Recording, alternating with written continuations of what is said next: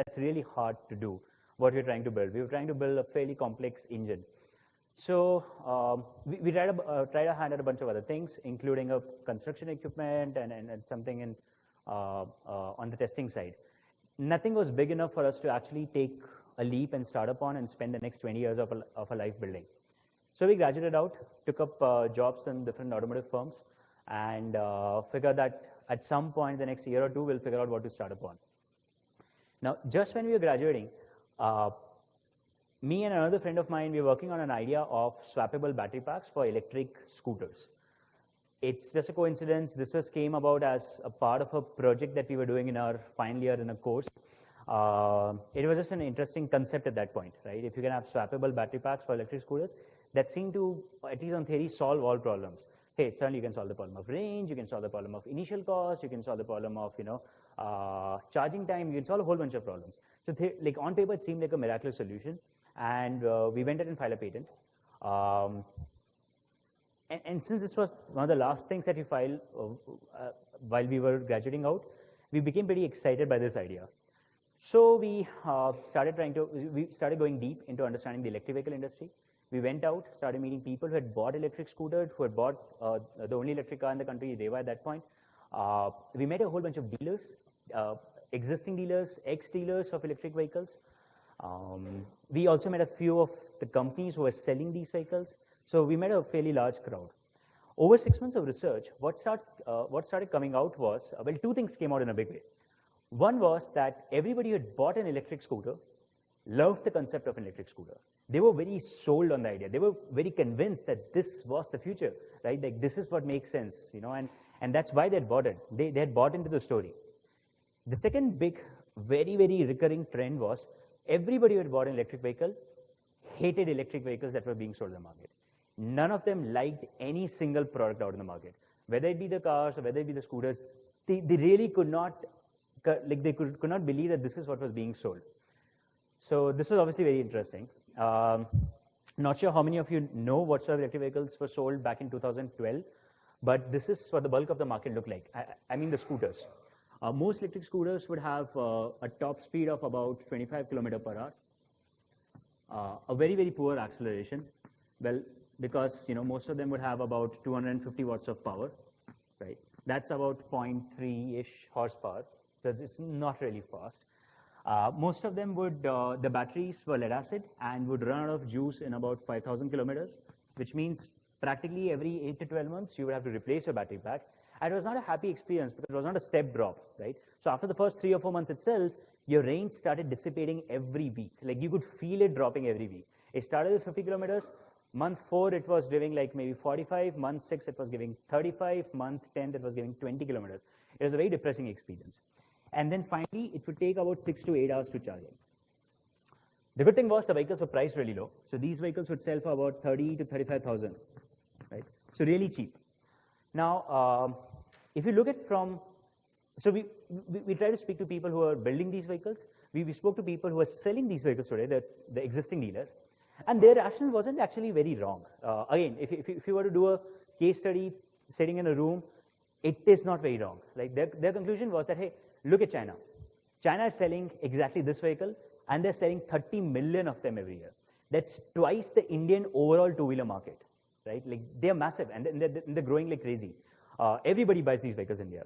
And think about it, so in China. And think about it, we're talking about building a vehicle which is cheaper to buy than an entry-level vehicle that you can buy, petrol vehicle that you can buy, and is 6 to 8 times cheaper to run. What's wrong with this pitch? Like, why will not everybody buy this? Like, everybody who cannot afford a petrol two-wheeler for purchase reasons or for running reasons should be running behind this, right?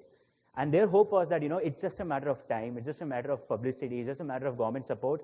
We are about to take off at any point of time. They had been selling this vehicle since 2007. 2009, the market did shoot up. They were selling 100,000 of them.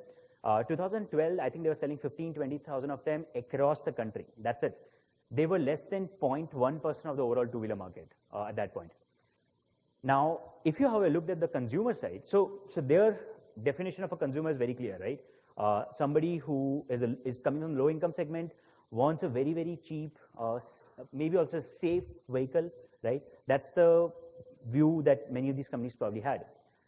But if you looked at people who are buying these electric scooters at that point, There were people who probably had like a Honda parked in a garage. They were not looking for the cheapest two-wheel in the market. What they were early adopters. They were evangelists. What they were looking was for actually a pretty good story, right? And what they ended up buying was a pretty depressing experience. Think of trying to sell a vehicle like this, right? Your sales pitch really boils down to, especially with those customers, it really boils down to saying, hey, this vehicle, this will help you save the environment. It's a clean vehicle. And for that, please compromise on speed, quality, reliability, looks, comfort, ergonomics, everything. And you will look like a dork riding this vehicle, right? It's not a great sales pitch, right? It's a disaster sales pitch.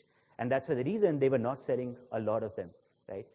It could probably sell a lot if already a bulk of the market had started buying this, and the lower income segments had enough trust going on for this, right? If electricity available was actually not a problem for that segment, and if they could believe that the infrastructure was there to charge these vehicles.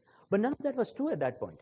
So our point was that, okay, unlikely that we'll grow the way China grew. We are not going to basically mandate usage of electric vehicles in a big way. We are not going to ban petrol scooters tomorrow. We will probably grow the way US did. And if you look at US, clearly the only thing that was working was a pretty cool vehicle, right? Tesla. Like anything else wasn't really taking off. So we said, okay, what if we built a good story? So we left our jobs in early 2013, left our jobs, came back to IIT Madras, told the professors that, hey, we are decent engineers. We're pretty kicked about building an electric vehicle. We're not saying this is a company. We're not saying this is great dreams. All we're saying is we want to build an electric vehicle. We want to build a good electric vehicle. Can you support us? The professor at that point was a super big supporter of what we wanted to do. He got us some teaching assistantship work, gave us space, gave us labs. The departments were opened up to us completely. So for the first 6-8 months, we left our jobs, and all we were doing was trying to figure out what it means to build or put together a complete vehicle. We started with the battery, and then we started talking about the entire vehicle. 6-8 months later, we were ready to incorporate the company. So at that point, this is what we did. We went back to the same people from whom we had got these specs, and we told them, hey, what if we built a vehicle that would do 3x higher top speed, that would have 20 times more power, that would basically have a 10 times longer battery, that would have 8 times faster charging, right? It would be lighter than your petrol scooters. It would have more storage space than your petrol scooters. And the only thing that we had invested in by that point, apart from a little bit of prototyping, was in coming up with a render of how the vehicle should look like. The idea was the vehicle should look better than your typical Honda Activa or a TVS Vego or a Hero Pleasure looks like, right? We showed them a render of the vehicle. So then all these specs, better than your petrol scooters, will accelerate faster than your Activa, and will be 100% electric, right? Does that vehicle make sense? Those guys said, yes, obviously it makes sense. That's what we would have bought had it been available in the market. Very interesting. So we said, apart from that, your typical petrol scooter will cost you about 65K on road. What if we charge you a premium of maybe 30 to 40% on top of that, right? 20 to 30,000 extra on top of that. Again, the same response came. Obviously, we would still buy it. Like, we are giving us a better vehicle, cheaper to run, looks better, goes faster, is safer. Why would I not spend a little bit extra to buy that vehicle? Very interesting. So we incorporated the company, again went back to these guys, told them that, guys, we now actually putting a few years of our life on this. We're very serious about this. What do you guys think? If you're so serious that you will actually buy this vehicle, why don't you actually pay us some money upfront? Interestingly, the first 5 people that we spoke to actually paid us 85,000 rupees upfront there and then. Right? So that, I shouldn't call it seed money because we did not really use it, but that became the genesis for the company. Another 20 people offered us another 10,000 rupees or so upfront. This was very important for us because what this taught us was that there was a market for this product. As product designers, we were not designing in a lacuna. There were actual folks who would pay good money for this. So this in some ways became the genesis for the company, and that's how we got started. Now, from there on, so this is about October 2013. We got started then. Used the first 1 year, we raised a tiny amount of funding. We raised about 40 lakhs totally with an angel investor, a little bit of a soft loan and all of that. Hired 12 people, started building a whole bunch of things. So everybody was basically a complete team of their own. Okay, important point to probably talk about. So a big part of our thesis was that you've got to build